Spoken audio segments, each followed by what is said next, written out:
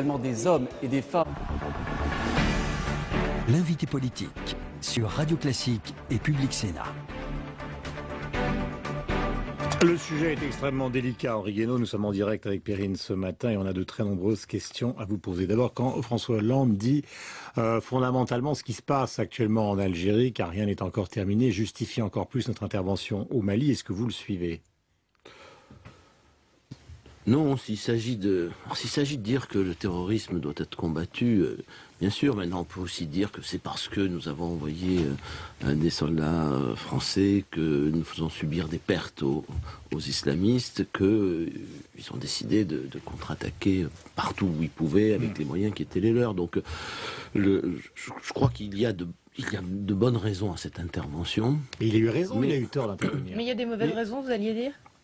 Non, je crois qu'il y a de bonnes raisons à cette intervention. On sent un choix des mots. Non, mais oui, mais allons-y carrément. Mais non, parce que c'est quand même important. Oui, justement, il faut choisir ses mots dès lors que des vies humaines sont en jeu, dès lors que des soldats français se battent. On ne peut pas faire preuve de désinvolture. Pardon, on n'est pas dans une empoignade politicienne. Mais personne ne vous demande ça. Hein. Je vous posais une question précise. Est-ce que vous pensez que ça justifiait ce qui se passe en Algérie, encore plus l'intervention de la France? Non, c'est pas un argument de plus. C'est plutôt une conséquence. C'est-à-dire que ce que nous voyons là, c'est que lorsqu'on décide de faire la guerre, il faut savoir qu'elle peut nous entraîner très loin, que de toute façon, nous prenons des risques tragiques. Voilà, la guerre, c'est-à-dire c'est pas une conversation de salon, c'est pas quelque chose qu'on peut limiter, encadrer, canaliser. Donc d'après vous, on est parti pour longtemps. Je ne sais pas si ce sera long, mais on voit bien que ça peut être extraordinairement violent et avoir des conséquences dramatiques, voire tragiques. Mais c'est normal, c'est la guerre. C'est une guerre, il faut bien comprendre, il faut bien appeler les choses par leur nom. Laissons les diplomates ergoter pour savoir si la guerre c'est un conflit entre deux pays. Là, on fait la guerre, les soldats qui sont sur le terrain font la guerre, les ennemis qu'ils ont en face d'eux font la guerre et ils la feront par tous les moyens. Avec un risque d'enlisement souligné par plusieurs experts. Mais il y a un risque d'enlisement, il y a un risque d'extension. C'est la guerre. La guerre, c'est un moment où on prend tous les risques. Je dis bien tous les risques. Mais alors du coup, est-ce que la France... il y a des questions qui commencent à se poser sur l'isolement de la France sur ce conflit, sur ce terrain-là. Non, mais on peut poser des questions à nos partenaires en particulier, pour savoir si ils vont nous laisser tout seuls dans cette aventure ou s'ils vont venir nous aider en revanche. Comment ? Partenaires européens ou mais européens, occidentaux, on peut parler aux Américains, aux Anglais, à tous ceux qui pourraient être partie prenante de ce conflit. Mais en revanche, le temps n'est pas venu, à mes yeux, d'engager une polémique avec le président de la République et le gouvernement. Nous sommes en guerre. Voilà. C'est pas une obligation politique, c'est un devoir moral d'être soudés de façon à ce que nos ennemis ne pensent pas que la nation est divisée, nos soldats se sentent soutenus. Le moment viendra de la critique, du bilan, pour savoir donc si Juppé, Villepin et quelques autres, c'est prématuré.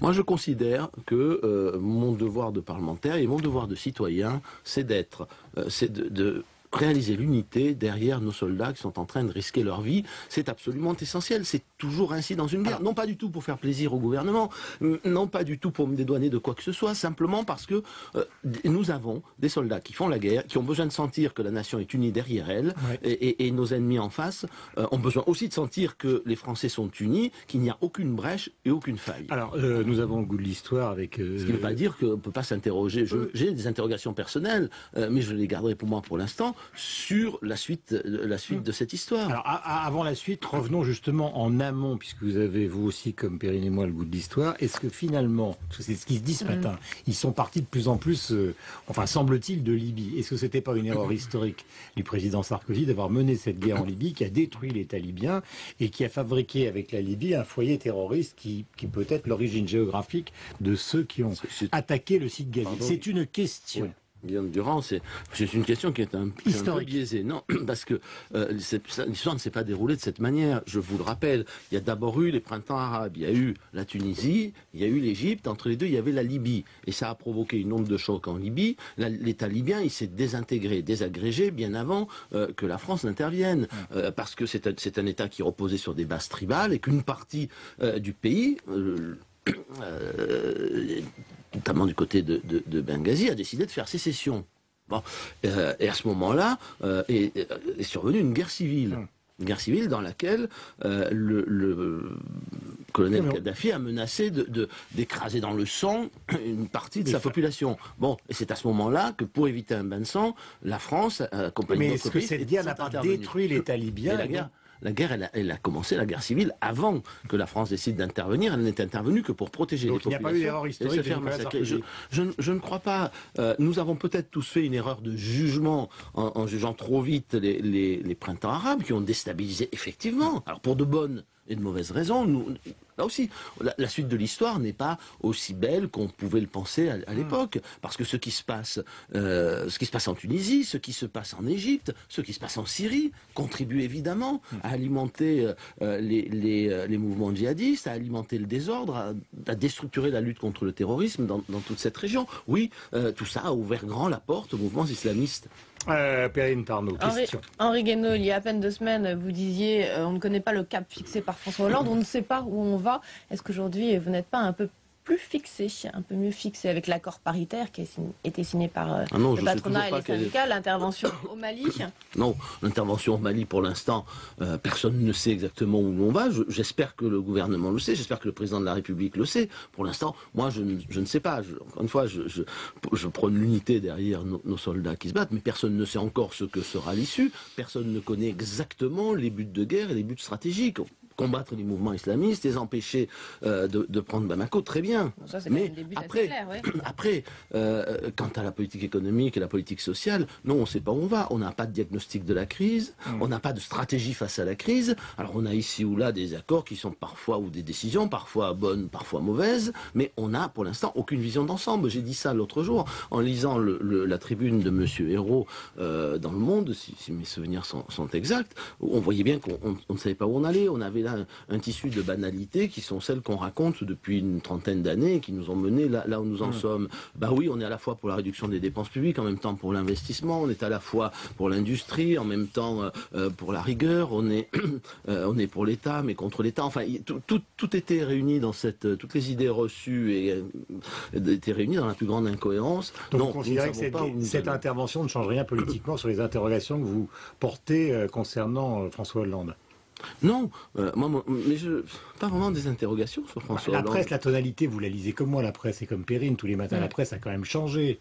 Les gens, encore ce matin, on écrit dans les journaux, sens de la décision, prudence, enfin, des qualificatifs que vous n'avez pas employés pendant la campagne. Mais pas vous, hein, je parle. Non, pas moi. Moi, je ne mets pas en cause la capacité de M. Hollande à décider. Je mets en cause son refus de décider. C'est-à-dire qu'il a une vision de la politique. Hein. Oui, mais c'est très bien, il a décidé maintenant. On va voir comment il va conduire cette guerre, là où il va nous mener. On jugera. Je veux dire, personne ne sait aujourd'hui s'il sera un chef de guerre à la hauteur. Pendant le référendum, il a bien décidé de ne pas vous l'accorder.